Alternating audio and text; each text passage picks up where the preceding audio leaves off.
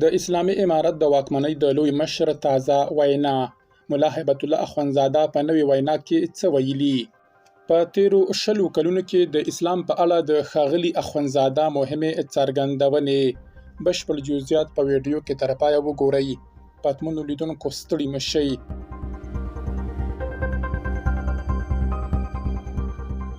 د طالبانو مشر د هرات له دیني عالمانو سره په لیدنه کې اندېښنه ښودلې چې ځینې ډلې د طالبانو د رژیم د کمزوري کېدو هڅې کوي. ملا هیبت الله اخوندزاده ویلي دغه ډلې غواړي د علماو ترمنځ اختلافات رامنځته کړي، تبلیغات وکړي او خلک پر علماو بې باوره کړي.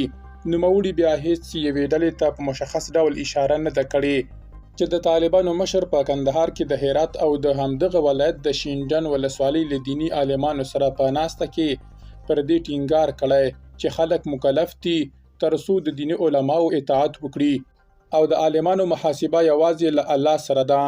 هیبت الله ویلي مولایان د دین پر ساتنه مکلف دي. الله پاک علما کرام مسؤل کړي دي پر حاکمانو او سلاطینو باندې او خلک مکلف دي چې د علما کرامو اطاعت وکړي او د علما کرامو محاسبه له الله پاک سره ده. د علماو ذمہواری او منصب ډیر دروند دی او حساب یې ګران دی. که څه هم د طالبانو مشر د کوم هیواد د نوم یادونه نه ده کړې، خو ادعا یې کړې چې په تیرو 20 کلونو کې د اسلام د له منځه وړلو لپاره ډیر مال، زور او پیسې کارول شوي دي او د خلکو په منځ کې یې د رعایت احساسات، اسلامي فکر، تقوا، دینداری او ایمانداری ټول بدل کړي وو. نوموړي زیاته کړې پر مدارسو او علما کرامو چاپې وهل کېدې او د ختمولو لپاره یې هڅې روانې وې او د فحاشۍ لپاره یې لارې خلاصولې.